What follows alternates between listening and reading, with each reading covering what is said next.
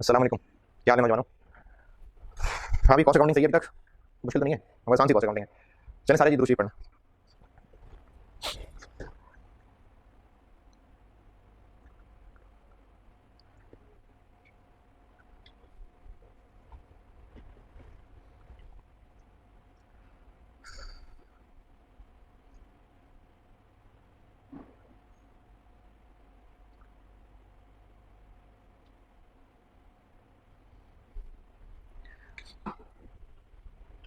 सवाल लिखें। अब जो कल बिल्कुल आसान सा सवाल कराया था ना, उसका लेवल बढ़ाते जाते हैं आस्ते आस्ते। कल मैंने किया था कि हम डिसीजन कर रहे थे रिगार्डिंग ऑर्डर साइज, और उसमें फैसला ऐसे करना था कि हमारे पास मल्टीपल ऑप्शन थी। मैंने कहा था नॉर्मली ऐसे ही हुआ करेगा।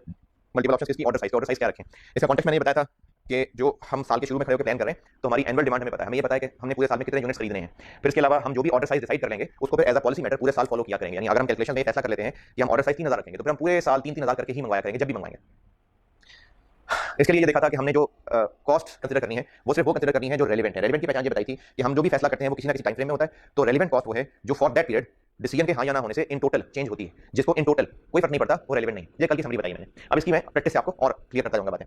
कल एक सिंपल सा सवाल किया था जिसमें मैंने स्टेप से बताया था कि हर ऑप्शन के लिए टोटल रेलिवेंट ऑर्डर कॉस्ट और total relevant holding cost for the year निकालें, उनको ऐड करें तो टोटल इनका ग्रैंड टोटल आ जाएगा, और वो ऑप्शन सेलेक्ट कर लें जिसमें ग्रैंड टोटल लोएस्ट है। कल ये किया था। अब इसी का सवाल और करते हैं, और इस सवाल में मैं चीजें थोड़ी सी अब लेवल बढ़ा रहा हूं। तो लिखिए सवाल, लिखिए annual demand 60,000 units, 60,000। Order placement cost, order placement cost. Order placement cost कहते हैं कि हमने जो ऑर्डर प्लेस करना है, हो सकता है कोई कोरियर करना हो सकता है कोई कॉन्ट्रैक्ट साइन होता हो सकता है कोई बंदा जाके जाके सबमिट कराता हो, जाके खुद जाके बाय हैंड सामान जाके सबमिट करना पड़ता हो। तो ऑर्डर प्लेसमेंट कॉस्ट है ऑर्डर प्लेस करने की कॉस्ट। तो ऑर्डर प्लेसमेंट कॉस्ट है 4,000 रुपये पर order, 4,000 rupees per order. Transportation, transportation 2,000 रुपये पर ऑर्डर, 2,000 रुपीज पर ऑर्डर। यानी एक वक्त में जो चीजें लेके आना है वो हमें 2,000 कॉस्ट करेगा। डाटा बैठ के लिखा लो, मैं डाटा लिखने के लिए बैठा हूँ। ठीक है फ्रेम सही। अच्छा क्या लिखा भाई? 2,000 पर order. Purchase cost, purchase cost 250, 250 रुपये पर यूनिट।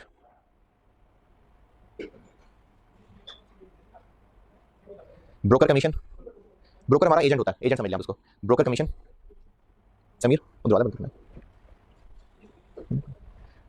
ब्रोकर कमीशन क्या लिखिए? 5%, 5% of purchase cost. Data repeat कर रहा हूँ। ऑर्डर प्लेसमेंट कॉस्ट बताई है 4,000 पर ऑर्डर। एनुअल डिमांड बताई है कितनी? Annual demand 60,000 units. और ट्रांसपोर्टेशन कॉस्ट कही है 2,000 पर ऑर्डर। ब्रोकर कमीशन, ब्रोकर हमारा एजेंट होता है जो परचेज करके देता है, उसको कमीशन देंगे हम 5%, 5% of purchase cost. Store rent, store का रेंट, जहाँ चीजें लाके हमने रखते हैं वहाँ का rent 25,000 per month, 25,000 per month.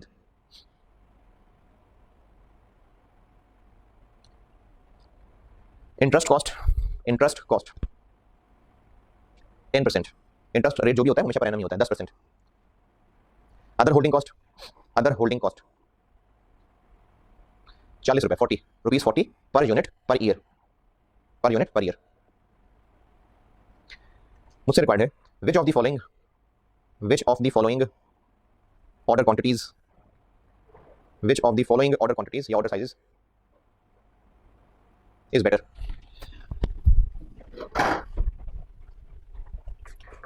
Number 1 3,000 units, 3,000 units. और नंबर 2 10,000 यूनिट्स। दो ऑप्शन है, पूछा यह है कि इनमें से कौन सी बेहतर है ऑर्डर क्वांटिटी। एक मैंने कही है 3,000 यूनिट्स, ऑर्डर साइज बता रहा हूँ, और दूसरी ऑप्शन है 10,000, 10,000 यूनिट्स। सॉल्व करते हैं इसको। ओक्यू की एक ऑप्शन है 3,000 यूनिट्स और एक ऑप्शन है 10,000 यूनिट्स। इन दोनों को हम सॉल्व करके इन पे टोटल ऑर्डर कॉस्ट और टोटल होल्डिंग कॉस्ट निकालते हैं। टोटल ऑर्डर कॉस्ट पे आते हैं। Total order cost for the year कैसे निकालते हैं? Order cost per order into into annual demand divided by OQ. अब ऑर्डर कॉस्ट पर ऑर्डर नहीं पता, वर्किंग वन। ऑर्डर कॉस्ट की आपको एक लिस्ट दिखाई थी, मिसालें थी, वो कंप्लीट लिस्ट नहीं थी, वो एग्जांपल्स थी।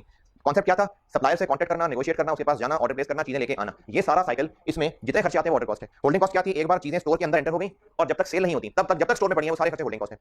अब यहाँ पर जो लिस्ट दिखाई थी आपको, वो जरूरी नहीं है कि सारी रेलिवेंट भी हो। हम तो यहाँ पर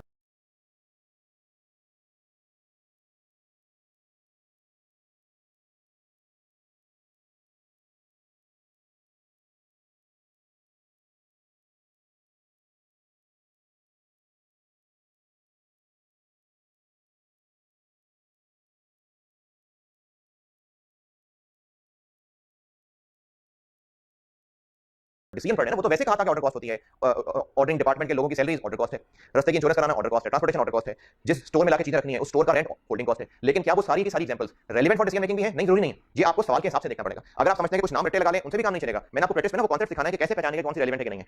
रूल बता दिया था। रूल क्या बताया था? आप ये देखिए कि जो डिसीजन मेकिंग का पीरियड है, जैसे साल है, आप ये देखेंगे कि वो आइटम जिसका अगर टोटल फॉर द पीरियड निकाला जाए तो वो चेंज नहीं हो रहा, जो मर्जी डिसीजन हो, तो फिर वो वाली कॉस्ट रेलेवेंट नहीं है। दोबारा सुने, मैंने तरीका ये बताया था कि जो भी आइटम हम देख रहे हैं कि रेलेवेंट है कि नहीं है, आप उस आइटम का ट्रांसपोर्टेशन है, ऑर्डर प्लेसमेंट कॉस्ट है, रेंट है, आप उस आइटम का टोटल फॉर द ईयर निकाल के देखें। ईयर क्यों? क्योंकि हम डिसीजन ईयर का कर रहे हैं। टोटल फॉर द ईयर निकाल के देखें, अगर वो इन एनी केस सेम रहना है तो वो वाला खर्चा डिसीजन मेकिंग के लिए इररेलेवेंट होगा, रेलेवेंट नहीं होगा। देखते हैं कि कौन कौन सी ऑर्डर कॉस्ट रेलेवेंट है। और यहां पर हमने क्या लिखनी है? Order cost per unit, order cost per unit लिखना, order cost per order, order cost per order लिखेंगे तो नंबर ऑफ ऑर्डर से मल्टीप्लाई होगा। Order placement cost per order दी हुई है, ये रेलेवेंट है कि नहीं है? अगर हम ऑर्डर साइज कम रखें या ऑर्डर साइज बड़ा कर दें, नंबर ऑफ ऑर्डर सेम रहेंगे या चेंज हो जाएंगे पूरे साल में? हाँ जी, चेंज हो जाएंगे। तो जब हम एक ऑर्डर पे 4000 पे करते हैं, नहीं नहीं कोई मसला नहीं, चलो खैर। अगर हम ऑर्डर साइज कम रखते हैं, यानी ऑर्डर साइज 3000 रखते हैं, तो जो साल के नंबर ऑफ ऑर्डर होंगे, या ऑर्डर साइज 10000 रखते हैं, जो साल के नंबर ऑफ ऑर्डर रहेंगे, सेम रहेंगे? चेंज होंगे। तो अगर चेंज होंगे तो जो एक ऑर्डर प्लेस करने पे हमें 4000 खर्च होता है, तो total order placement cost change होती जाएगी ना। थोड़े ऑर्डर करेंगे तो ऑर्डर प्लेसमेंट कॉस्ट टोटल थोड़ी हो जाएगी, ज्यादा ऑर्डर करेंगे तो ऑर्डर प्लेसमेंट कॉस्ट टोटल ज्यादा हो जाएगी। तो ये रेलेवेंट है। कितनी बताइए? 4000। इसी तरह ट्रांसपोर्टेशन कॉस्ट बताइए। ट्रांसपोर्टेशन कॉस्ट क्या है कि एक फेरे के 2000 रुपए लगेंगे। तो अगर हम ऑर्डर साइज थोड़ा रखेंगे तो ज्यादा फेरे लगाने पड़ेंगे, ज्यादा फेरे लगाएंगे तो ट्रांसपोर्टेशन खर्चा टोटल देखना, टोटल है, ये नहीं देखना कि पर यूनिट तो 2000 ही आ रहा है, नहीं सॉरी, पर ट्रिप तो 2000 आ रहा है। हमने रेलेवेंट का फैसला कैसे करना है? Total for the period. वो खर्चा जो total for the period change होगा, चेंज होने से क्या मुराद है? अगर इतना ओक्यू रखें तो टोटल कुछ और होगा, इतना ओक्यू रखें तो टोटल कुछ और होगा, वो रेलेवेंट है। लेकिन चाहे ओक्यू 3000 हो, चाहे ओक्यू 10000 हो, जो टोटल रहना ही सेम है, टोटल पर ऑर्डर नहीं, टोटल, वो इररेलेवेंट। तो हमने अगर ऑर्डर साइज कम रखा तो बार बार ट्रक के फेरे लगेंगे, ऑर्डर साइज बड़ा रखा तो ट्रक के फेरे कम लगेंगे, तो total transportation cost for the year कम ज्यादा होगी ना, तो वो रेलेवेंट है। कितनी थी? 2000। तीसरी चीज क्या थी? कमीशन। कमीशन कितना है? परचेस कॉस्ट कितनी है? 250। 250 का 5% लेंगे तो 25 तो 12.5, 12.5 रुपए पर यूनिट कमीशन है। 12.5 पर यूनिट कमीशन देनी है हमने। Total commission for the year कैसे निकालें? Total commission for the year तो है per unit, total commission for the year कितनी दे रहे होंगे उसको? मल्टीप्लाई मैनुअल डिमांड कर देते हैं। तो अगर हम 3-3 हजार करके मंगवाएं या 10-10 हजार करके मंगवाएं, total commission for the year same रहेगी या चेंज हो जाएगी? तो फिर ये रेलेवेंट नहीं है, इसलिए ब्रोकर कमीशन यहां नहीं लिखना। जी जी, 250 रुपए का 5% ना? नहीं, हम जो चीज खरीद रहे हैं उससे उसी पे कमीशन लेगा ना। जैसे कमीशन है, सेल वाले को कमीशन देनी है हमने, तो प्राइस के ऊपर कमीशन लगती है ना। हाँ, ये हो सकता है कि वो कहे कि मैं परसेंटेज में नहीं, जितनी ट्रांजेक्शन मुझसे करवाएंगे मैं आपसे 500 रुपए पर ट्रांजेक्शन सर्विस चार्जेस दूंगा। जी जो एजेंट है हमारा, जो एजेंट है, हो सकता था इस सवाल में मैंने 5% ऑफ परचेज कॉस्ट कह दिया, अगले सवाल में पर ऑर्डर कर लूंगा, हो सकता है। तो ब्रोकर कमीशन रेलेवेंट नहीं है। और क्या है ऑर्डर कॉस्ट सवाल में? बस, तो ऑर्डर कॉस्ट बन गई 6000, ये हो गया 6000। कैलकुलेशन आपसे सबने करनी है साथ, ये मैंने जो क्लास में टीए को बिठाया है ये तो अपनी सपोर्ट के लिए बिठाया है, आपने करनी है कैलकुलेशंस, वरना तो मुझे कैलकुलेशन करनी पड़ती थी। तो आपने करनी है बेटा कैलकुलेशन, जिसने पास होना है ना वो करे सारी कैलकुलेशंस।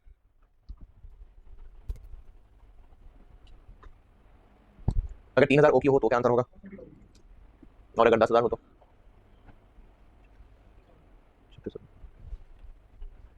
अगर 3000 ओक्यू है तो 60000 डिवाइड बाय 3000, 20 ऑर्डर आ जाएंगे इनटू 6000। अगर ओक्यू 10000 है तो 60000 ओवर 10000, 6 ऑर्डर आ जाएंगे into 6000। Total holding cost, total holding cost का मामला होता है holding cost per unit per year into total holding cost per unit per year into average inventory. Average inventory कैसे निकालते हैं? OQ over 2। तो holding cost per unit per year निकाल लेते हैं।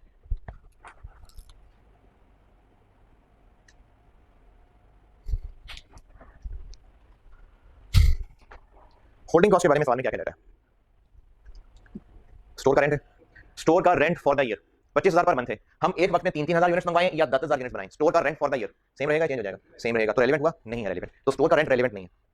आगे क्या है? इंटरेस्ट। इंटरेस्ट रेलेवेंट होता है हमेशा। क्यों होता है इसकी रीजन मैंने पहले समझाई थी, दोबारा बता देता हूं। होल्डिंग कॉस्ट की जो मैंने आपको पहले दिन एग्जांपल्स दिखाई थी, उनमें एग्जांपल इंटरेस्ट कॉस्ट थी। उसको मैंने होल्डिंग कॉस्ट क्यों कहा था? होल्डिंग कॉस्ट इसलिए कहा था कि हम जब कोई चीजें खरीद के लाएंगे और हमारे पास पैसे नहीं है, जो कि नहीं होते, तो हमने वो यकीन बोरो किए होंगे, हमने गुड्स खरीदी, बोरो किया, वो जो बोरो किया, चाहे वो लोन किसी से लिया, चाहे बैंक ओवरड्राफ्ट था, वो वापस कब कर सकेंगे पैसा? जब चीजें बिक जाएंगी। तो जब तक चीजें स्टोर में पड़ी हैं तब तक नहीं बिक सक रही, नहीं चीजें बिक रही तो फिर लोन वापस नहीं हो पा रहा, तो क्या हो रहा है? इंटरेस्ट पड़ता चला जा रहा है। यानी हमारे पास स्टोर में जो चीजें मौजूद हैं वो चूंकि लोन लेके खरीदी हुई हैं, तो जब तक वो चीजें बिकती नहीं है, कस्टमर से पैसा नहीं आता, हम लोन वापस नहीं कर पाते। तो इसका मतलब चीजों का स्टोर में पड़ा रहना इंटरेस्ट पड़ता चला जा रहा है। तो इंटरेस्ट होल्डिंग कॉस्ट है। अगर होता ना चीजें खरीदी फौरन बेच दी तो फिर तो हमें लोन रखना ही ना पड़ता, लेकिन क्योंकि हम चीजें स्टोर में रख रहे हैं, नहीं बेच रहे, कुछ अर्से तक स्टोर में ही पड़ी रहेंगी, तो लोन आउटस्टैंडिंग रहेगा और उस पर इंटरेस्ट पड़ता चला जाएगा। तो हमने जो चीजें स्टोर में रखनी है उनको स्टोर में रखे रहना, हमें इंटरेस्ट कॉस्ट पड़ेगी। अच्छा फिर सुन ले, इंटरेस्ट कॉस्ट चीजों पर इंटरेस्ट लग रहा है नहीं, जो चीजें खरीदने के लिए लोन लिया था वो लोन वापस भी तो करना था ना। वापस कहां से करना था? चीजें बेचनी थी तो पैसा आना था, वो पैसा आता तो लोन वापस करना था। तो जब तक चीजें नहीं बिक रही लोन आउटस्टैंडिंग है, इंटरेस्ट पड़ता चला जा रहा है। तो जब तक चीजें स्टोर में है इंटरेस्ट पड़ता रहेगा, इसलिए ये होल्डिंग कॉस्ट है। रेलिवेंट है कि नहीं? क्यों? ओक्यू ज्यादा रखेंगे तो एवरेज इन्वेंट्री ज्यादा होगी, ओक्यू कम रखेंगे तो एवरेज इन्वेंट्री कम होगी। जितनी चीजें कम स्टोर में पड़ी रहा करेंगी एक वक्त में, इंटरेस्ट उतना ही कम पड़ा करेगा, और जितनी एक वक्त में चीजें ज्यादा पड़ी हुआ करेगी इंटरेस्ट उतना ही ज्यादा पड़ा करेगा, इसलिए इंटरेस्ट रेलिवेंट है। तो यहां पर कितने परसेंट इंटरेस्ट था? तो यहां पर मैं 10 लिख दूं, 10% लिख दूं? नहीं, हम रुपए लिख रहे हैं, तो किस पे लगाऊं 10%? हमें लोन क्यों लेना पड़ रहा था? गुड्स को खरीदने के लिए। तो हमें एक यूनिट पे कितने पैसे लेने पड़ रहे थे? 250 रुपए। तो इंटरेस्ट परचेज कॉस्ट पे लगेगा। ये मैं आपको ना नोट्स लिखवा भी दूंगा, अभी जो आपको एक दो सवालों में सिखा रहा हूं बातें, मैं आपको नोट्स लिखवाऊंगा। जो भी चीजें सवालों में गहरी बातें आपको बताया करूंगा इंशाल्लाह। अगर कुछ मिस ना हो गया तो और बात है, वरना इंशाल्लाह सब कुछ लिखवाया करूंगा, आपके पास नोट्स पूरे तैयार करेंगे। तो ये इंटरेस्ट कॉस्ट बन गई 25 रुपए। इंटरेस्ट कॉस्ट क्यों रेलेवेंट है? इंटरेस्ट कॉस्ट इसलिए रेलेवेंट है कि जब तक चीजें हमने चूंकि गुड्स लोन लेकर खरीदी हैं तो वो गुड्स हमारे पास पड़ी रहेंगी जब तक हम नहीं बेचेंगे। तो जब तक पैसे नहीं आएंगे तब तक लोन वापस नहीं होगा। तो जब तक चीजें स्टोर में पड़ी रहेंगी लोन आउटस्टैंडिंग रहेगा और इंटरेस्ट पड़ता चला जाएगा। रेलेवेंट क्यों है इंटरेस्ट? क्योंकि जितनी ज्यादा ऑर्डर क्वांटिटी उतना ज्यादा एवरेज इन्वेंट्री। एवरेज इन्वेंट्री होती है ना, तो जितना ज्यादा ऑर्डर क्वांटिटी उतना ज्यादा एवरेज इन्वेंट्री। जितनी ज्यादा चीजें स्टोर में ऑन एवरेज पड़ी रहा करेंगी उतना ही लोन आउटस्टैंडिंग रहा करेगा, उतना ही इंटरेस्ट पड़ा करेगा। तो इसलिए इंटरेस्ट एक रेलेवेंट होल्डिंग कॉस्ट है। और क्या था? Other holding cost per unit per year. तो ठीक है, ये तो पहले ही बता दिया कि पर यूनिट पर ईयर है। और अगर मैंने पर यूनिट पर मंथ का होता तो 12 से मल्टीप्लाई कर लेता, कितना है? 40 रेलेवेंट होगी। वरना कुछ और बता देंगे आपको, फिर कुछ बताएं ना जिससे आप पहचान सकें कि रेलेवेंट है कि नहीं। इसकी इतनी ही पहचान काफी है कि पर यूनिट पर ईयर दी है, इसलिए ये पहचान काफी है। इसी तरह order placement cost per order दी है तो बस ठीक है, रेलेवेंट है। अगर कोई गहराई होती तो फिर वो नाम बताता कि कौन सा खर्चा है। 65 इंटरेस्ट कॉस्ट और अदर होल्डिंग कॉस्ट। और स्टोरेज कॉस्ट रेलेवेंट नहीं है। क्यों? क्योंकि 25,000 पर मंथ किराया है, साल का जितना कितना बन जाएगा? 3 लाख बन जाएगा साल का। तो ये जो 3 लाख साल का रेंट होगा, हम चाहे एक वक्त में 3,000 मंगवाएं चाहे 10,000 मंगवाएं, साल का रेंट तो 3 लाख ही होगा। इसलिए स्टोर का रेंट रेलेवेंट होल्डिंग कॉस्ट नहीं है। तो ये हो गया 65 को रखें इधर। 65 इंटू 3,000 डिवाइडेड बाय 2 तो यहां आंसर आएगा। 65 इंटू 10,000 डिवाइडेड बाय 2 तो यहां आंसर आएगा 97,500 325,000। तो हमें यहां से नजर आ गया कि 217,500 और 361। तो कंक्लूजन क्या निकला? कौन सा ऑर्डर साइज बेहतर है? 3000 OQ इज बेटर। इस सवाल पे फिर गौर कर लें, और अगर कुछ पूछना है तो पूछिए, व्हाट्सएप पे पूछ लिया कीजिएगा। जो मैं कोशिश करता हूँ रिपीट करने की, मैं रिपीट कर देता हूँ। कुछ कमी रह गई है तो आप ये रिप्ले करके ये फिर सुन लें, और अगर कोई मसला नहीं है तो आगे चलते हैं और सवाल लिखें।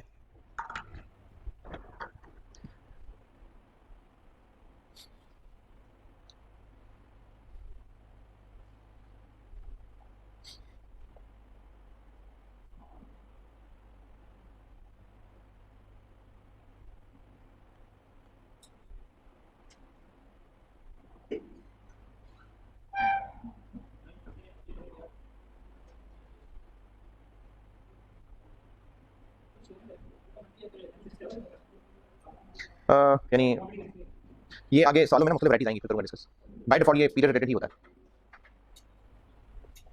चलिए और लिखिए सवाल। बैठो। अब वो फ्रेम है। एनुअल डिमांड है 50,000 50,000।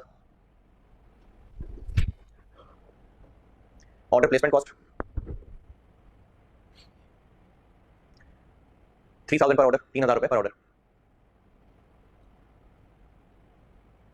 ट्रांजिट इंश्योरेंस 5 रुपए पर यूनिट, ₹5 पर यूनिट।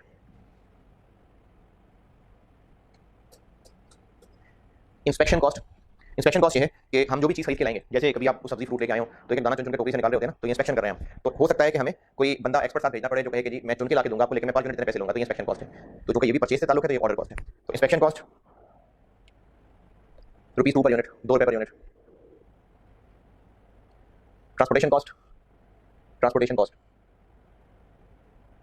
2,500 पर order, 2500 2,500 rupees per order.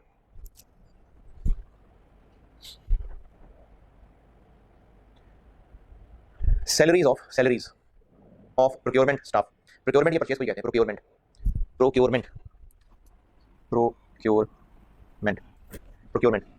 Salaries of procurement staff 50,000 50,000 रुपए पर मंथ। गिर तो नहीं ना जाएगा? क्या लिखा है, salaries of procurement staff 50,000 per month.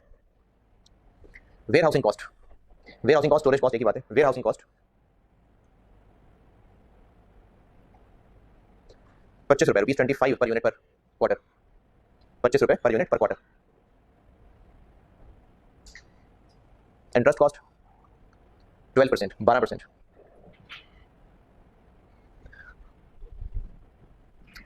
Other holding cost, other holding cost ₹3, 3 रुपये per unit per month, per unit per month. Purchase cost, purchase cost 200 रुपये, ₹200 पर यूनिट, ₹200 पर यूनिट। चलें बस, रिक्वायर्ड है,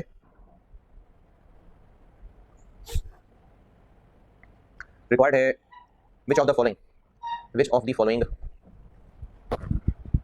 order quantities, which of the following order quantities is better,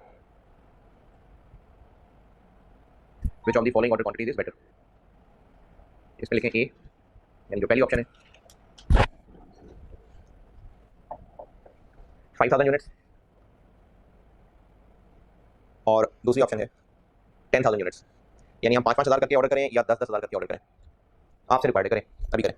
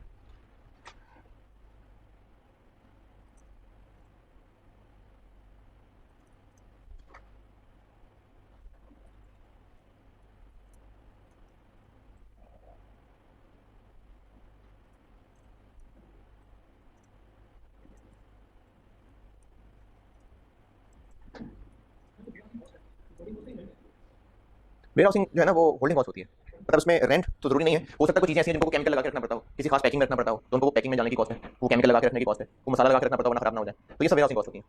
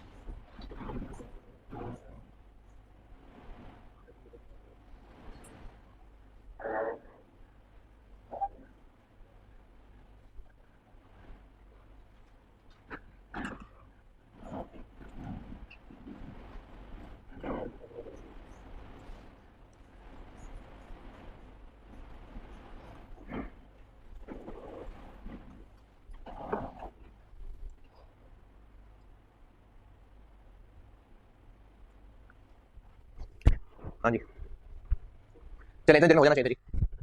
जो अभी कर रहे हैं वो वीडियो यहीं पॉज कर दें और पहले पूरा करें, उसके बाद ये सुनिएगा।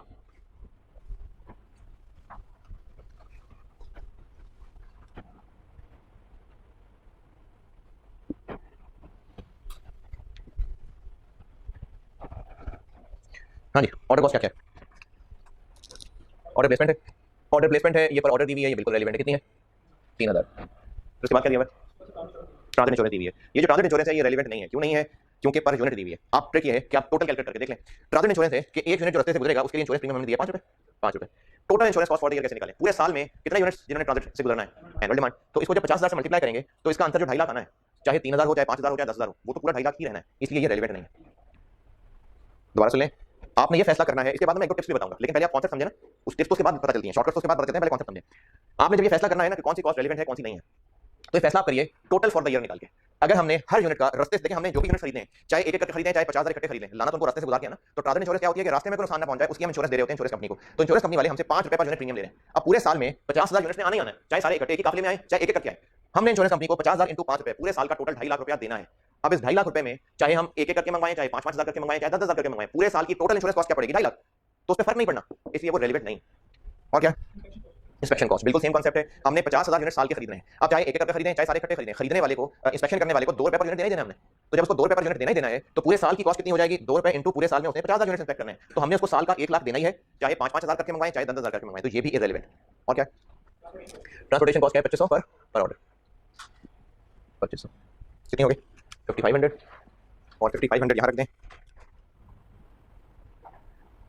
और ये है 50,000, और एक OQ है 5,000, और एक OQ है 10,000। इधर कितना आ गया? 55,000, और इधर 27,500।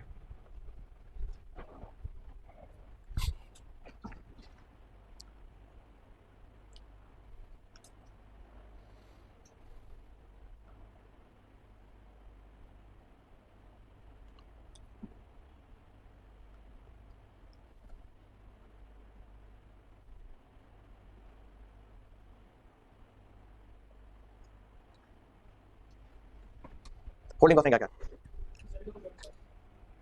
कितनी?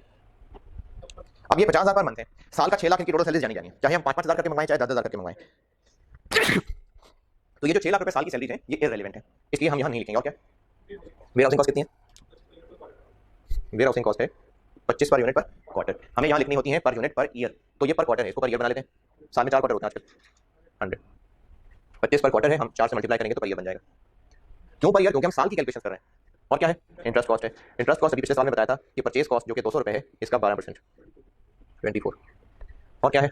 अदर होल्डिंग कॉस्ट, ये दी हुई है 3 रुपए पर यूनिट पर मंथ, तो इसको 3 इंटू 12 कर लें तो पर ईयर बन जाएगी 36। बस 160 यहाँ आ गया 160। तो 5,000 divided by 2 into 160, 10,000 divided by 2 into 160, 4 lakh और 8 लाख। ये बन गया 455, और ये बन गया 827,500। तो कंक्लूजन क्या हुआ कि 5,000 बेहतर है। 5,000 OQ इज बेटर। हाँ जी, थोड़ी बहुत अंडरस्टैंडिंग बन गई। चलिए अब आगे चलते हैं। अब मैंने कल लिखा था केस 1। केस 1 में ये किया था कि डिस्काउंट कोई नहीं है, यानी जो प्राइस 1 यूनिट की है, चाहे हम सारे इकट्ठे खरीद लें, तो सप्लायर को उसमें कोई लालच नहीं है, वो हमें प्राइस चेंज नहीं करके देगा। अब करते हैं केस 2। ये जिनको भी ये रेलिवेंट पहचानने में कुछ कच्चा कच्चा रह गया ना, ये पक जाएगा। अभी हमने इसके सवाल करने हैं, तो जैसे जैसे सवाल करते जाएंगे ये कॉन्सेप्ट आपका इंप्रूव होता जाएगा, पक्का होता जाएगा। और फिर 2-4-5 सवाल करने के बाद एक बार आप कॉन्सेप्ट लगाना शुरू कर देंगे ना, तो मैं आपको एक दो टिप्स बता दूंगा जिससे आपको कॉन्सेप्ट लगाने में आसानी होगी।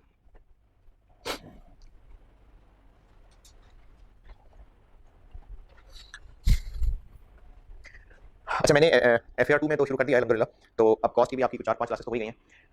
मैं जब टीचिंग प्रोफेशन में हूँ तो मैं समझता हूँ कि मेरी बहुत सारी जिम्मेदारी है आपके हवाले से, जो मैंने अल्लाह को जवाब देने जाके। तो उसमें मेरी जिम्मेदारी है कि मेरे सामने जितने सारे बच्चे हों, बेशक स्क्रीन के उस तरफ है, मैं आप लोगों की ज़िंदगी में कुछ वैल्यू एडिशन भी कर सकूँ। अकाउंटिंग को कॉस्ट तो सिखा ही रहा हूँ इंशाल्लाह। बाकी इंशाल्लाह जैसे जैसे साथ साथ गुजरेगा ना, तो कोशिश करूँगा, जिन लोगों ने पहले मुझसे पढ़ा हुआ है उनको आइडिया होगा, तो मैं इसको जिम्मेदारी समझ के कोशिश करता हूँ कि आप बच्चों की ज़िंदगी में पॉजिटिव चीज़ें ऐड करूँ। तो एक सिलसिला मैंने FAR 2 में शुरू कर लिया है अल्हम्दुलिल्लाह। तो कॉस्ट में भी मैंने कहा चलो कर लेते हैं, 4-5 क्लासेस तो हो गई हैं, थोड़ा बहुत आपने मुझे जान पहचान लिया है। हमारी जो दीन का मिजाज है, जो दीन इस्लाम का मिजाज है, जो इसके बुनियादी अरकान है, नमाज है, रोज़ा है, ज़कात है, हज है, तौहीद सबसे इंपॉर्टेंट है। ये है अरकान, ये है बुनियाद। इस पे दीन की बिल्डिंग खड़ी होनी है। और बिल्डिंग क्या है? हमारे मामलात हैं, हमारी अखलाकियात हैं। तो जिसके ये अखलाक अच्छे होंगे ना, उसकी दुनिया भी बन जाएगी और आखिरत में तो बेहतरीन। आप एक हदीस का मफहूम है कि जब मीज़ान तोला जाएगा तो उसमें जो सबसे वजनी सबसे भारी अमल होगा वो अच्छे अखलाक होंगे। तो चूंकि हमने कभी प्रायोरिटी नहीं की होती, इन चीज़ों को सीखा नहीं होता, तो मैंने ये काफ़ी अच्छे से कोशिश की हुई है कि मैं क्लासेस में आपको साथ साथ कुछ ऐसी चीज़ें भी सिखाता जाऊँ। तो FR2 में शुरू कर लिया था, आज से यहाँ भी शुरू कर लेते हैं। मैं रोज़ आपके सामने एक या दो आयत या हदीस, स्पेशली पहले मैं अखलाक के ऊपर बात कर लूँ, बाकी उसके बाद मज़ीद बातें होंगी। तो एक या दो हदीस या आयत मैं आपको रोज़ हर क्लास में कोट कर दिया करूँगा।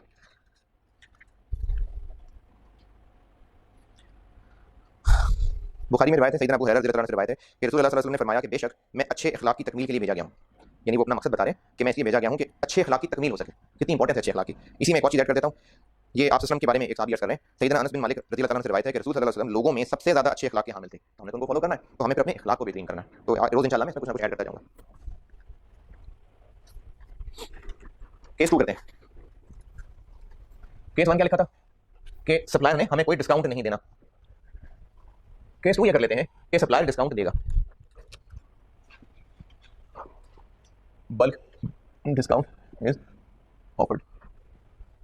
पिछले केस में हम ये जो कैलकुलेशन कर रहे थे, इसमें टोटल ऑर्डर कॉस्ट और टोटल होल्डिंग कॉस्ट ले रहे थे, टोटल परचेस कॉस्ट नहीं ले रहे थे। इन सवालों में ये जो भी दो तीन किए हैं, इनमें ऑर्डर कॉस्ट और होल्डिंग कॉस्ट तो मैं लिख रहा हूं, परचेस कॉस्ट भी तो एक कॉस्ट है, मैं वो नहीं लिख रहा। क्यों नहीं लिख रहा था? क्योंकि वो रेलेवेंट नहीं थी। क्यों रेलेवेंट नहीं थी? हम लोग 5000 करके खरीदें, 10000 करके खरीदें, एक यूनिट तो 200 का मिलना है, तो total purchase cost for the year same रहनी है। लेकिन अब परचेस कॉस्ट चेंज हो जाएगी, क्योंकि डिस्काउंट इन्वॉल्व हो जाएगा। तो 5-5000 करके मंगवाएंगे तो परचेस प्राइस लेट से 200 होगी, 10000 करके मंगवाएंगे तो हो सकता है 180 हो जाए, तो अब टोटल परचेस कॉस्ट पे फर्क पड़ जाएगा। तो अब हम क्या करेंगे कि इन दो के साथ एक तीसरी लाइन भी शामिल कर लेंगे, टोटल परचेस कॉस्ट की भी। तो अब फर्क क्या पड़ेगा? जो total purchase cost for the year है,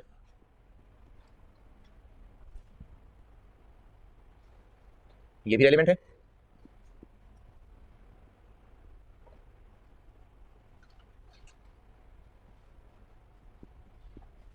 तो वो जो हम डिसीजन मेकिंग की कैलकुलेशन करने लगे हैं, इसको उसमें शामिल कर लेंगे।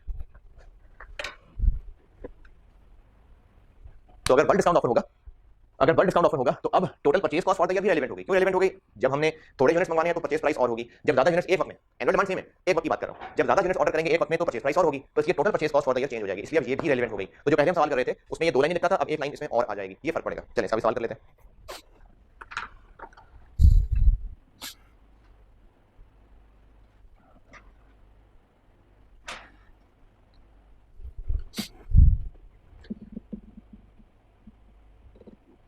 ये नोटेड, लिखें सवाल। Annual demand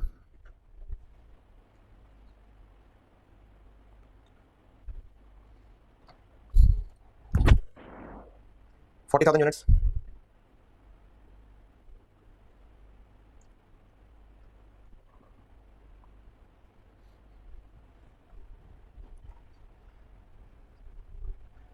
purchase cost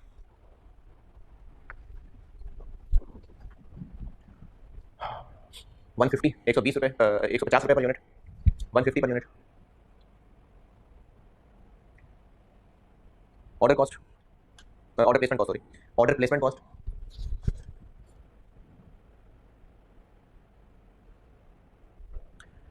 order placement cost है 2000 पर ऑर्डर, 2000 रुपए पर order. Broker fees, broker fees 1500, 1500 रुपए पर ऑर्डर, 1500 रुपए पर ऑर्डर, मैंने पर ऑर्डर कर दिया उसको। Transportation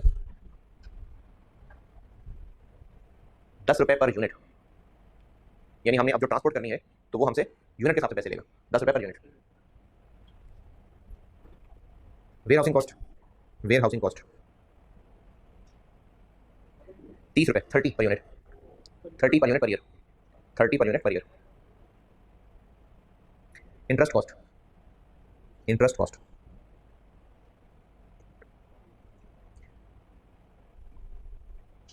10%, interest cost 10%।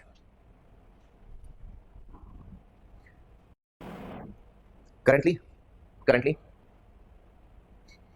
orders are placed, currently orders are placed, annual demand क्या बताई थी? 40। currently orders are placed in lots of यानी लॉट ऑफ, जो लॉट होती है एक वक्त में कह लें, order size in other words, in lots of 1000 units each, यानी अभी हम 1000 यूनिट ऑर्डर करते हैं, यानी अभी इस वक्त ऑर्डर साइज 1000 फॉलो होता है।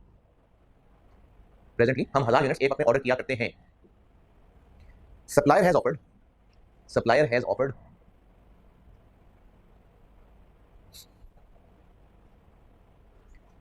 4% discount, 4% discount if 4000 units or more are ordered, यानी अगर 4000 या उससे ज्यादा हम ऑर्डर करेंगे एक वक्त में तो सप्लायर ने हमें 4% डिस्काउंट ऑफर किया है। रिक्वायर्ड है advise whether purchase discount should be availed और नॉट, तो हम डिस्काउंट अवेल करें या ना करें, कैसे फैसला करेंगे?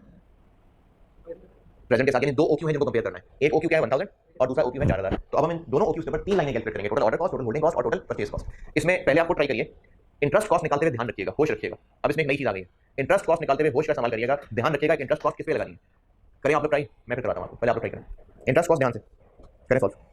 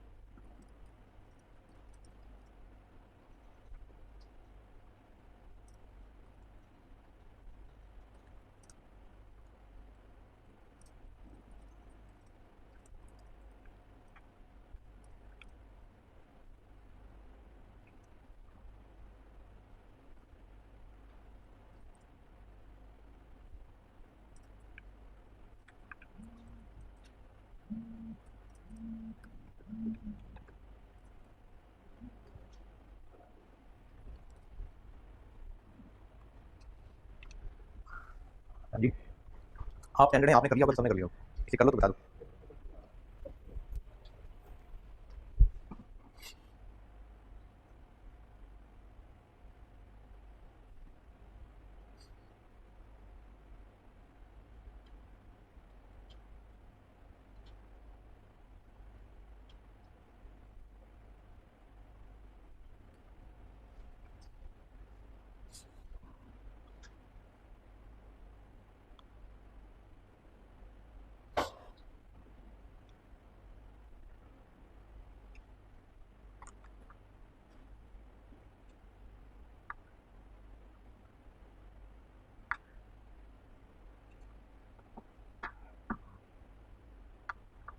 हाँ भाई कितनी देर लगेगी? चलो ठीक है, हो जाएगा।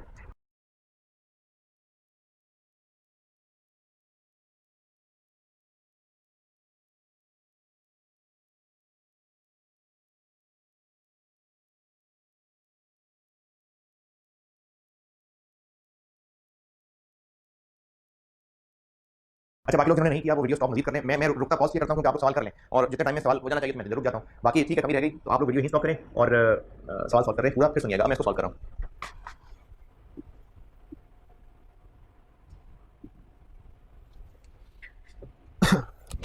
ओ क्यों ऑप्शन क्या क्या है? 1000 और 4000। चलो अब हम यहाँ टोटल परचेज कॉस्ट भी ले आएंगे। टोटल परचेज कॉस्ट कैसे निकालते हैं? टोटल परचेज कॉस्ट का क्या फॉर्मूला बताया था? Purchase cost per unit into annual demand. Total purchase देखिए 1 यूनिट की कॉस्ट पता है इनटू सारी यूनिट्स, तो अभी इस वक्त हमें 150 पड़ता है इनटू एनुअल डिमांड, और अगर हम डिस्काउंट पे चले जाएंगे तो तब भी 150 पड़ेगा, नहीं 144 पड़ेगा। ये 144 जिनसे कैलकुलेट ना हुआ वो शर्म करें यार। 144 क्या है? 150 इस पे 4% डिस्काउंट लगा दो 144 रह जाएगा। क्या बन जाएगा देखिए 6 मिलियन और इधर 57। ऑर्डर कॉस्ट निकालते हैं।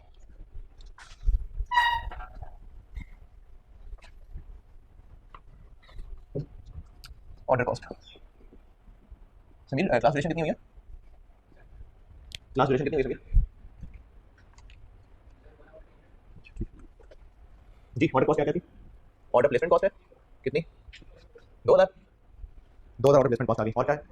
Broker fees. पहले सवाल के अंदर ब्रोकर मैंने कमीशन रखा था वो पर यूनिट के हिसाब से था, कमीशन था परसेंटेज का। अब वो कह रहा है कि जितनी ट्रांजेक्शन मुझसे करवाओगे मैं पर ट्रांजेक्शन 1500 रुपए लिया करूंगा। अब ये रेलेवेंट हो गया क्योंकि ट्रांजेक्शन यानी एक ऑर्डर जब वो प्लेस करेगा तो अब उस ऑर्डर कागज के अंदर चाहे हमें 5000 यूनिट खरीद के दे रहा हो चाहे 1000 खरीद के दे रहा हो वो हमसे उस ट्रांजेक्शन की फीस ले रहा है, तो अब ये रेलेवेंट हो गया।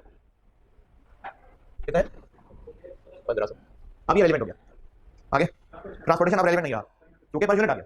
अब जब पर यूनिट है तो पूरे साल में हम थोड़े थोड़े करके मंगवाएं या ज्यादा मंगवाएं, हमें तो एक सवारी का पैसा पड़ना है, तो इसलिए अब जब पर यूनिट आ गया तो ये total for the year same रहेगा, इसलिए रेलेवेंट नहीं रहा। और क्या? बस ये हो गया 3500, इधर आ जाएगा 3500 और एनुअल डिमांड है 40000, तो 40000 divided by 1000 into 3500, 1,40,000। 40000 divided by 4000 into 3500। ये ट्रांसपोर्टेशन वाली बात जिसको समझ नहीं आई, हमने एक यूनिट मंगवाने के ट्रांसपोर्ट कितने देने? 5 रुपये 10 रुपये 10 रुपये, तो एक यूनिट मंगवाएंगे 10 रुपये पड़ेंगे। अब हम एक एक करके मंगवाएं या इकट्ठे सारे मंगवा लें, एक यूनिट का 10 रुपये पड़ेगा। देखिए जैसे एक आम इंडिविजुअल की बात कर लेते हैं, अगर 10 दोस्तों ने सफर करना है बस पे और एक बंदे का टिकट 1000 रुपये, तो अब वो 10 लोग एक ही दफा बस में जाए तो भी टोटल 10,000 रुपये पड़ेगा। लेकिन अगर वो लोग एक एक करके जाए, एक बस में एक बंदा जाए दूसरी बस में दूसरा बंदा जाए तो भी 10,000 रुपये पड़ेगा, तो टोटल खर्चा सेम रहेगा। हाँ पहले रेलेवेंट कब होता था? पहले तो रेलेवेंट होता था कि अगर 10 दोस्त जा रहे हैं और वो एक साथ जोड़ जोड़ के पास के बैठे हैं और एक ही गाड़ी करा के चले जाएं तो वो उस गाड़ी का खर्चा पड़ेगा। लेकिन अगर दो बैठ के जाएंगे तो गाड़ियां ज्यादा नहीं पड़ेंगी, तो वहां पर खर्चा एक ट्रिप का था। लेकिन अगर एक बंदे का टिकट होगा तो चाहे वो सारे इकट्ठे जाए चाहे अलग अलग जाए, टोटल खर्चा उतना ही रहेगा। तो हमने इसमें ट्रांसपोर्टेशन वाले को 10 रुपये पर यूनिट देने। अब चाहे हम लोग एक यूनिट ला के दें, चाहे 5 के 5000 इकट्ठे ला दें, चाहे 40 के 40 इकट्ठे ला दें, हमें पूरे साल की ट्रांसपोर्टेशन इतनी पड़ेगी। चाहे जितना मर्जी ओक्यू रखें, total transportation for the year इतनी पड़ेगी। Transportation holding cost. अच्छा जो होल्डिंग कॉस्ट है ना, इसमें टेक्निकल पॉइंट ये था जो मैंने आपके छोड़ा था,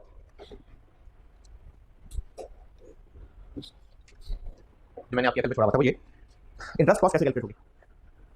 10% परचेज कॉस्ट पे लगाएंगे। अब परचेज कॉस्ट इस ऑप्शन में और है, इस ऑप्शन में और है, तो हमें होल्डिंग कॉस्ट दो अलग अलग कैलकुलेट करनी पड़ेगी।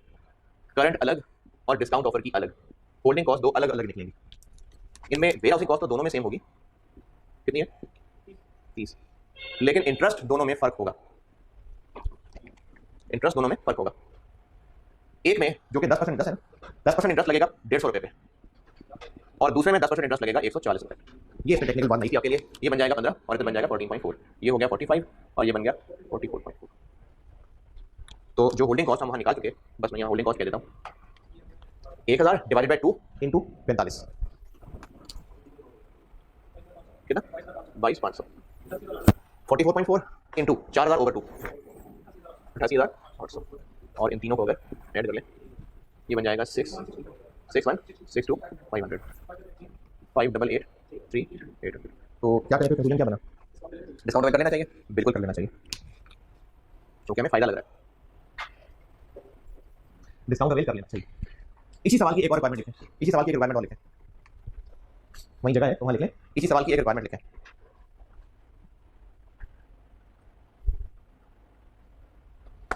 वो ये लिखें कि calculate annual savings if discount offer is accepted.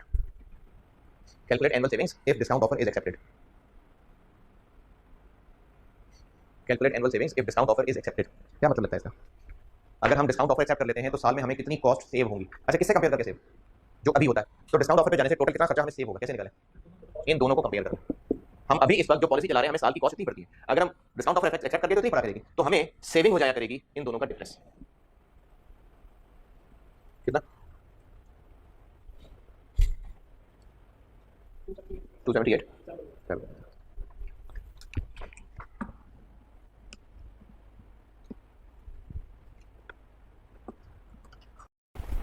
चलो जिसको यहीं एंड करते हैं और कल मैं इंशाल्लाह इसमें और आगे बढ़ता हूँ। तो होमवर्क इसका कोई नहीं है, बस ये जो आज पढ़ा है इसी को दोबारा प्रैक्टिस करें। ठीक है, अल्लाह हाफिज़।